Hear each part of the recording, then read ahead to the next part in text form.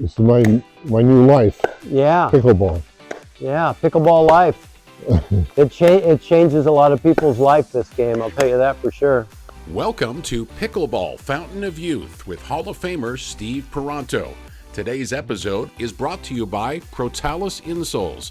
Visit protalus.com.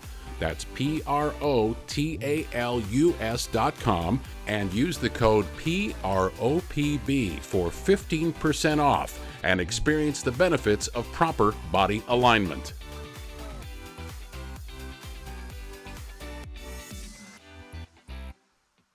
Welcome, this is Steve Paranto for our pickleball podcast, the Pickleball Fountain of Youth, and my new playhouse. I like to call it Paranto's Pickleball Playhouse. And our guest today is John McNeur. And John is a student of mine at Rex. And it's been great working with John. His improvement's been so amazing. But what I found out about John early on was that he is a Parkinson's patient. And pickleball is really helping, I think, I've witnessed that. Balance, coordination, he even says memory, all sorts of things to help improve his quality of life and probably offset many of the symptoms of Parkinson's. I think so. I was diagnosed 4.5 years. Well, I started feeling symptoms 4.5 years ago, and I was diagnosed 4 years ago by two neurologists, movement specialists, and they said I had Parkinson's, and it's a progressive disease affecting the neurology of the brain, and it affects the dopamine levels in the brain, so I'm told. It's not something that's in my family. Nobody's sure why I have it. Maybe environmental, maybe I'm a victim of my former youth, but it is what it is, and I'm dealing with it the best I can. When I found out that I had Parkinson's, I immediately started walking, and my neurologist said, "Well, walking is fine, but it really doesn't get your heart rate up. You want to get the blood flowing in your body." So I started running about 4 miles a day, up to 6 miles a day, and it's just, for me, pickleball is another avenue of being able to be active and be social at the same time. But I haven't noticed any progression of symptoms since I've been diagnosed, which is good, because I know plenty of people who are, the word sedentary, they don't move very much, and their symptoms have gotten a lot worse. I started playing pickleball 4 months ago in August. I took a clinic. It was something that appealed to me, and I like the idea of 4 people doing something together, where running is a very solitary sport. August 26th, 2023. Wow, you're the first person that knows the exact date when we've asked that question. Because how do you remember August 26th? Because I checked my calendar. That's when I took a clinic. Oh, it was something I wanted to do, and I'm always looking for things to be more active. After the clinic, I thought, "Oh, this is really fun." So I went to a second clinic with him, and I said, "Where can I get some private lessons?" He said, "See Steve Paranto, he's the man." I know I told you, I think it was our last lesson, that I think you do really well at the hand game up here with these cooperative volleys. And because of that, I want to kind of, watch out now, watch your toes. You want to get right behind, yeah. Because of that, since you have good hands, we're working on nice mechanics with the ball out in front. Because of that, I'd like you to build a game around that where you engage your opponents more in that. Okay. Because especially if you feel like, I think my hands are better than the guys we're playing today, I think I want to get involved in that. So I would want you to maybe start the first speed up out of the air or off a bounce so you could do this stuff right here. And I also like how quiet your feet are just by having that knee bend that you can cover a lot of court.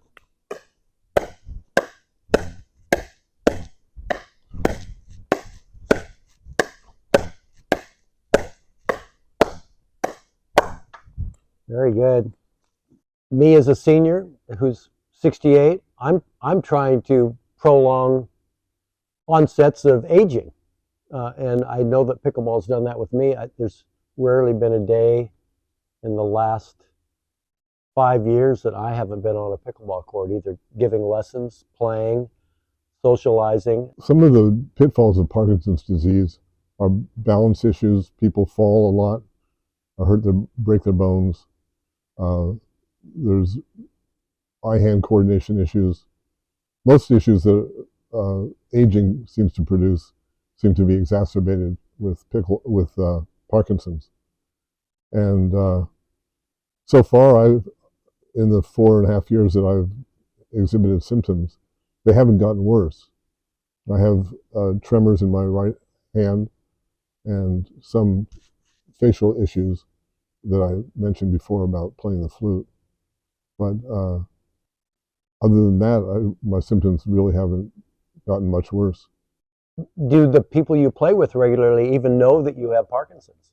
No, I don't think so, unless they've kept it very, very quiet, because I don't share that. Yeah. And it's not obvious.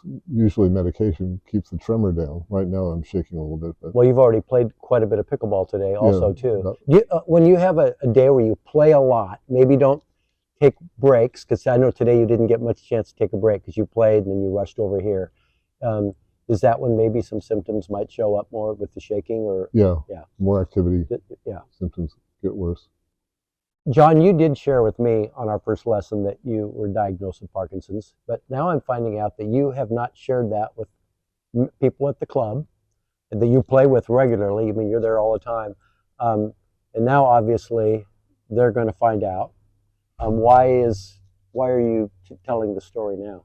I think it's important for people who have Parkinson's or other disabilities that allow for something like pickleball to happen in their lives to get out and do it. It's a really positive thing. It's social. It helps alleviate the symptoms.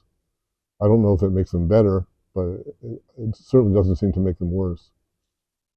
I could kind of see, if I put myself in your shoes and I was as good as you are, you're a good player. I mean, in the things you're doing, I might not share that either, because I would just want my game to stand alone on merit of my ability. And then after I get to know people, then I would probably be willing to share. I don't know if that was your plan, but I could see that being my plan if I was. Yeah, that's about right. Yeah, I think it's helped me immensely with Parkinson's, but also with trying to move my life forward after my wife's passing, to meet a lot of new people.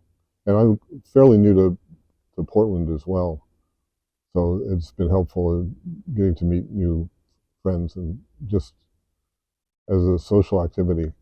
I certainly would encourage people who have Parkinson's in the early stages to get out and give it a try. It's easy to take a clinic. They're all over the place. And it's the fastest growing sport in the country. Mm-hmm. In the world. It might be the world. I'm going to New Zealand in a month, and it's a big thing down in New Zealand too. Good. Well, John, it's been great having you on the Pickleball Fountain of Youth today. Fun hitting too. I love just hitting with people and talking. Yeah, that's great. That's, again, social part of pickleball. But thanks again for being on the show. And I think Monday we have a lesson. I think we do. Yeah, okay. Hi, this is Pickleball Hall-of-Famer Steve Paranto. Everyday injuries like ankle sprains and Achilles strains and plantar fasciitis take players of all skill levels out of the game. A lack of heel and ankle support in most pickleball shoes can add strain and fatigue to the muscle groups that end up taking on the load as you lunge and turn for the perfect shot. Pro Talus insoles are built with a patented heel cup that guide your foot into an optimal position for support, injury prevention, and added power behind your movements. They fit right into your current shoes and last up to a year. Use code PROPB for 15% off at protalus.com. That's PROTALUS.com, and experience the benefits of proper body alignment. Welcome to the instructional piece of our podcast, Pickleball Fountain of Youth. Right now I'm going to give you a simple instructional piece on serving. I have lots of students come to me and want to be better at the serve, and I've already taught them how to have a nice forehand ground stroke. They've already learned that. They have that nice transfer of weight. They're generating power from the ground up, either off a drop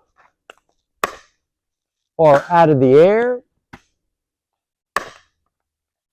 And if you notice that nice forehand, we can serve the exact same way. I still get students saying, well, wait a minute, I thought it has to be underhand.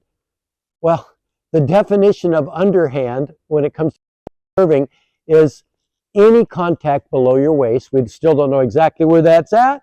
Somewhere around here, right? And it has to be an upward motion. Upward motion only means 1 degree up or greater. So this is perfectly fine. I can't believe when people say, well, that's an illegal serve. They're serving sidearm. Well, it only has to be 1 degree up. So since that's true, and you've already learned a nice forehand, let's copy that. There's a nice drop serve with top spin. And that's the other crazy thing. I get people saying, well, I heard they got rid of the spin serve. No, they got rid of pre-spinning the serve. We can hit lots of top spin on our serve. There's not lots of top spin. In fact, I can't even hit the ball hard enough to get it out when I put top spin on the ball. There's as hard as I can. It's way in because of top spin. You can hit spin on a serve. It's just like your forehand drive. And beginners, I think you might find a lot more success with a drop serve, especially if we are copying our forehand. In fact, it's a way that a lot of tennis players work on their forehand is by dropping a tennis ball and hitting a forehand. Well, that's a serve in pickleball since we're now allowed to have a drop serve.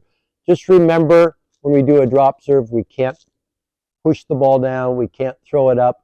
But the beauty of a drop serve, everything's going to be legal after you have a legal drop. As soon as you do this, you really can't mess up anything to do it illegal. It'll never bounce higher than your waist, so we're not going to break that rule. And with the drop serve, we can have a downward motion. It doesn't matter. It doesn't even matter if the paddle's above our wrist. So we really can't break any rule except going past the baseline. And it's also okay if the ball even bounces inside the court. I'm going to hit slice on this one. That's perfectly legal with a drop serve. This is not legal with a volley serve. I just came down on it. Not legal. So volley serves, we have to have that upward motion, but a drop serve, we can do anything we want. There's a slice. Here's top spin. I hope that little instructional piece on the serve helps everyone. It's so much easier to serve just like your nice forehand. Once you've learned that great forehand, you're going to have a great serve too. We hope you enjoyed today's episode of Pickleball Fountain of Youth with Hall of Famer Steve Paranto. Special thanks to our sponsor, Protalus Insoles. Visit protalus.com, that's Protalus.com, and use the code PROPB for 15% off and experience the benefits of proper body alignment. For additional content from this episode, including Steve's instructional segment, visit the podcast website, pbfoy.com. Pickleball Fountain of Youth is a Rex Media production. If you like more information about potentially being a guest or a sponsor, or you just have a question or comment, visit our website, www.pbfoy.com, and be sure to follow us on our social media channels, all of which are linked from our website, pbfoy.com. This is Pickleball Hall of Famer Steve Paranto, wishing you another day of happy pickling.